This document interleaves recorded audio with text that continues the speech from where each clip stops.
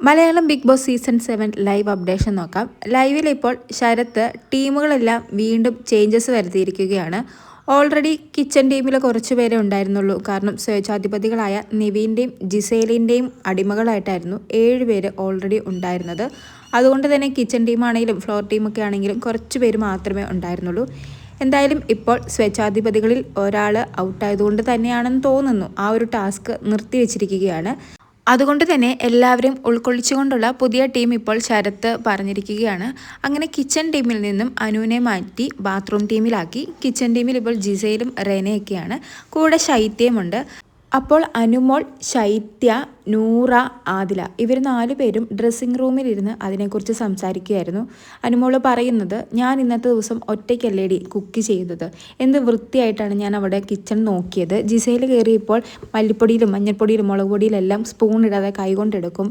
പിന്നെ കുക്കർ വിസിലടിപ്പിച്ച് അവിടെ മൊത്തം, അതായത് ആ ഗ്യാസ് ഏരിയ മൊത്തം ആക്കും.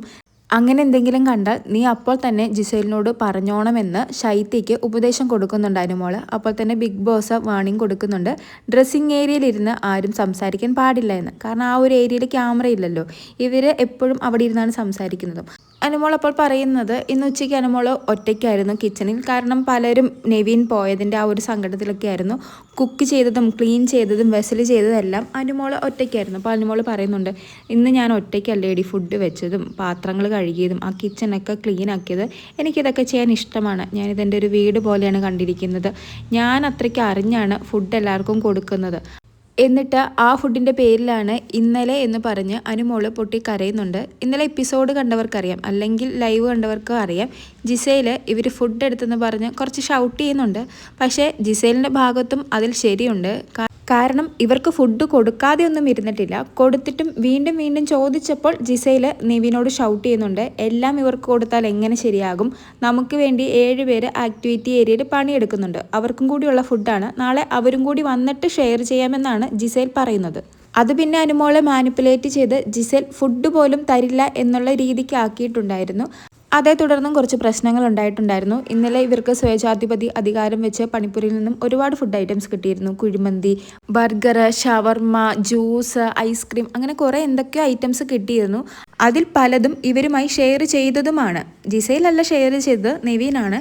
എങ്കിലും ഷെയർ ചെയ്തതാണ് ഫുഡ്.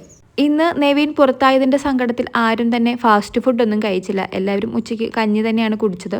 അതുകൊണ്ട് തന്നെ അനുമോള് ക്ലീൻ ചെയ്യുന്ന സമയത്ത് ഷവർമ കുറച്ചുണ്ടായിരുന്നു, അതെടുത്ത് കളയുന്നുണ്ട്. അതോർത്താണ് അനുമോൾ ഇപ്പോൾ കരയുന്നത്. എന്നിട്ട് കരഞ്ഞുകൊണ്ട് ഇവരോട് പറയുന്നുണ്ട്, അതായത് ശൈത്യോടും നൂറയോടും ആദിലോടൊക്കെ, ഞാൻ ആ ഫുഡ് എടുത്ത് കളഞ്ഞപ്പോൾ, ഷവർമ എടുത്ത് കളഞ്ഞപ്പോൾ എൻ്റെ കണ്ണ് നിറഞ്ഞിരിക്കുമായിരുന്നു. ആ ഒരു ഫുഡിന് വേണ്ടി അല്ലേടി ഇവരൊക്കെ ഇന്നലെ നമ്മളോട് വഴക്കുണ്ടാക്കിയത്. എന്നിട്ട് ഇവർ തിന്നുമില്ല, നമ്മളെ തീറ്റിച്ചുമില്ല. ഇവർക്കൊന്നും വിശപ്പിൻ്റെ വില അറിയില്ല, ആഹാരത്തിൻ്റെ വില അറിയില്ല. ഇവരിവിടുന്ന് പുറത്തിറങ്ങുമ്പോൾ നോക്കിക്കോ, ഒരു നേരത്തെ ആഹാരത്തിന് വേണ്ടി തെണ്ടും അല്ലെങ്കിൽ യാചിക്കുമെന്നൊക്കെ അനു പറയുന്നുണ്ട്. എന്തോ കഴിഞ്ഞ സീസണിലെ ജാൻമണി ഒരു ടോൺ പോലെയൊക്കെ തോന്നി. ജാൻമണി ഇങ്ങനെ ആയിരുന്നല്ലോ, എന്തെങ്കിലും കിട്ടിക്കഴിയുമ്പോൾ പ്രാകും.